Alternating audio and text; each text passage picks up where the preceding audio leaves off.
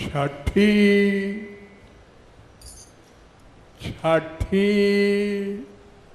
भूमिका में रास, छठी भूमिका में रास, गोविंद राधे। छठी भूमिका में रास, गोविंद राधे। छठी भूमिका में रास, गोविंद राधे।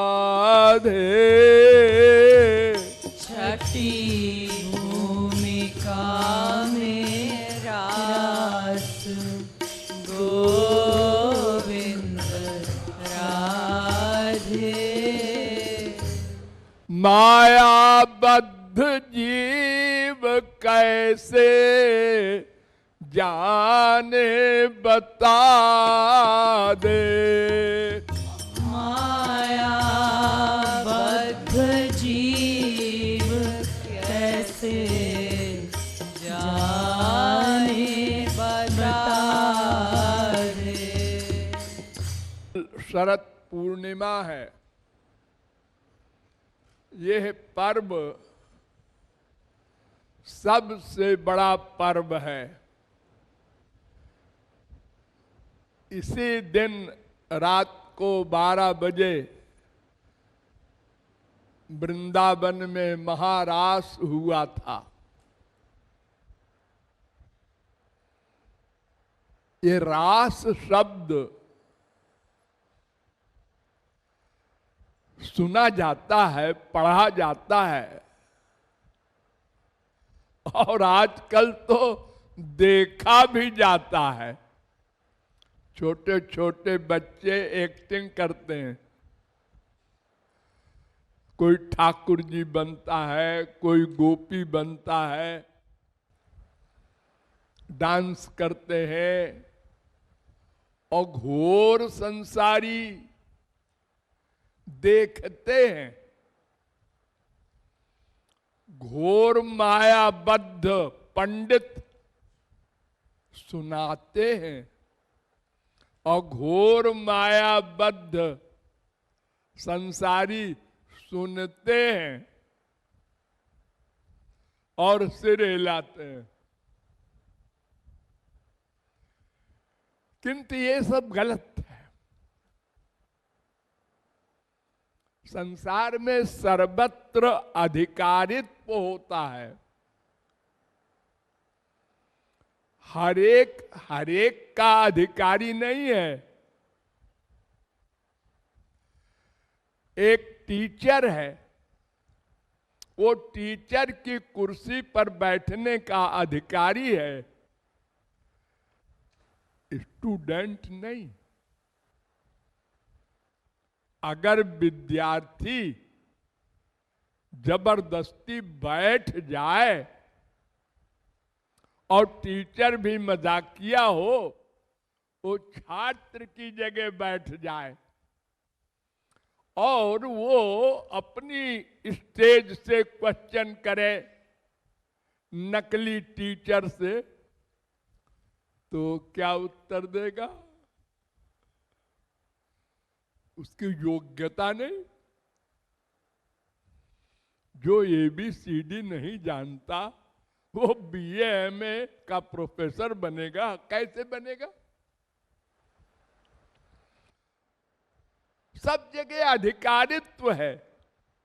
योग्यता हो तो भी अधिकारित्व होता है। बड़े बड़े वकील जजों से अधिक काबिल होते हैं, लेकिन वो जज की कुर्सी पर नहीं बैठ सकते। उनको मिलावट कहना पड़ता है। वो जज को 25 साल पढ़ावे, इतनी नॉलेज है उनमें, लेकिन नॉलेज से मतलब नहीं, अधिकारी नहीं है। जैसे संसार में सर्वत्र अधिकारी होता है, बेपढ़ा लिखा मिनिस्टर हुआ करता है आजकल, कुछ नहीं जानता, लेकिन इलेक्शन में आ गया और उसकी पार्टी वालों ने चुन लिया, हो गया। तो भगवान के यहां तो बड़े पक्के कायदे कानून हैं। जब हमारे संसार में कानून का पालन करना पड़ता है, बिना ग्रेजुएट हुए एलएलबी में दाखिला नहीं हो सकता,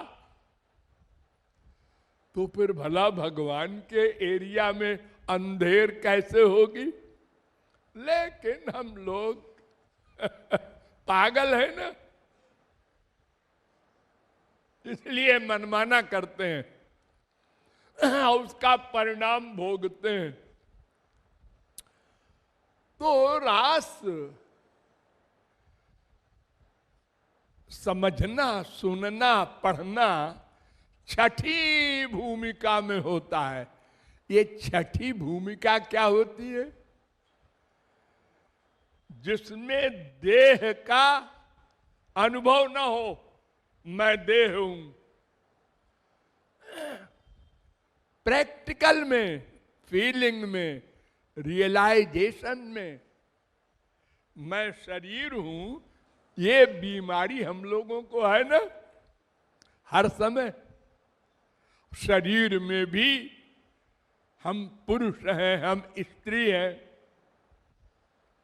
उसमें भी हम ब्राह्मण हैं, क्षत्रिय हैं, हम पंजाबी हैं, बंगाली। कितनी बीमारी पाल रखा है हम लोगों ने।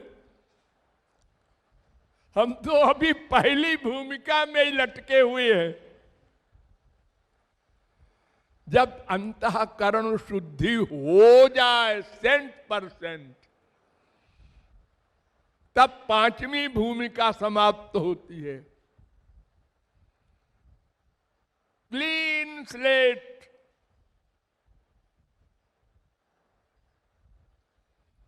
और वो भी माधुर्य भाव का उपासक हो, समर्था रति वाला हो। बड़ी बड़ी शर्तें हैं। आप लोगों को सुनकर आश्चर्य होगा कि यद्वांछया श्रीर ललना चरत तपो विहाय कामान सुचिरम धृतव्रता। भगवान की श्रीमती महालक्ष्मी तप कर रही हैं महारास रस पाने को।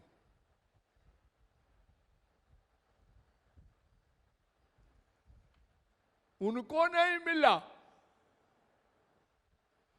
उसमें बड़ी बड़ी शर्तें हैं।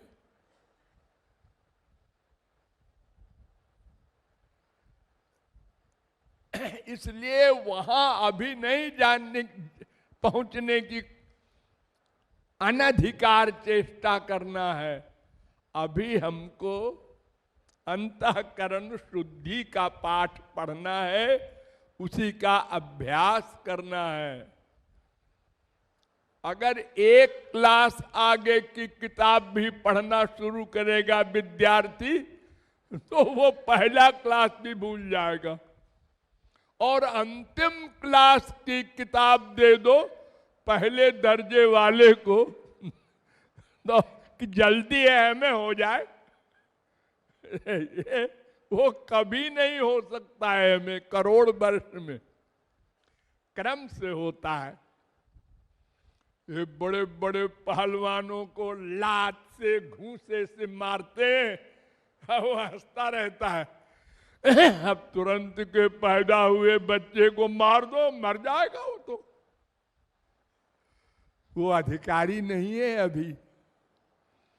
अभी तो मां भी उसको धीरे से हाथ उसके ऊपर चलाती है। अब अपने अधिकार से आगे जाने की जुर्रत जो करेगा उसका दंड भोगना पड़ेगा। इसलिए लंबी चौड़ी दूर दूर की रसिकों की बातें मत किया करो, न सुना करो। अपने क्लास की साधना करो। जब वहां पहुंच जाओगे तब वो समझ में आ जाएगा अपने आप। हाँ, अब समझ में आया कि मर्डर भी कर सकता है और जिसका मर्डर कर रहा है उसमें भगवान को भी देख रहा है। ऐसा कैसे? अरे ऐसे ही है वो, ऐसे ही है। सर्वत्र सीताराम को देखने वाले हनुमान जी ब्राह्मणों की हत्या कर रहे हैं, जला रहे हैं लंका। करोड़ों मर्डर कर रहे हैं अर्जुन, लेकिन सर्वत्र श्याम सुंदर को देखते हैं। ये कैसे? ये समझ में अभी नहीं आएगा, जब वहां पहुंच जाओगे तो समझ में आएगा। जैसे एक छोटा सा बच्चा भोलेपन में पूछता है मम्मी से, 4 वर्ष का बच्चा, मम्मी मैं तेरा बेटा हूं कि पापा का बेटा हूं? माँ बाप हंस देते हैं, अरे दोनों का बेटा है रे। दोनों का बेटा कैसे हूं? अब कैसे का जवाब समझावे, वो बृहस्पति वाला बाप हो तो भी। ऐसे रट ले, तू याद कर ले, माँ बाप से बेटा पैदा होता है, माँ बाप से बेटा पैदा होता है। लो रट लिया, बोध तो नहीं हुआ। अभी काम दोष से अपरिचित है, कोई नहीं समझा सकता उसको। जब उस दोष से युक्त हो जाएगा, अब अपने आप समझ में आ जाएगा। ऐसे ही जब काम क्रोध लोभ मोह से परे हो जाएगा, तब समझ में आएगा ये भगवान और महापुरुष कैसे माया का कार्य करते हुए माया से परे रहते हैं। अब समझ में आया। इसलिए अपने क्लास में रहकर ही साधना करना है। यान्यस्माकं सुचरितानि तान्येव त्वयोपास्यानि नोइतराणि। वेद कह रहा है 1:11, ईश्वराणाम वचः सत्यम। उनकी आज्ञा मानो भगवान और महापुरुष की, उनका आचरण न करो। वो जहां है वहां न चले जाओ। वो जैसे जैसे वहां पहुंचे हैं, एमए हुए हैं, वैसे वैसे हर साल परीक्षा दे के पढ़ के हाई स्कूल, इंटर, बीए, फिर एमए में जाओ तो विद्वान बन जाओगे। अन्यथा अनंत काल तक 0/100 रहोगे।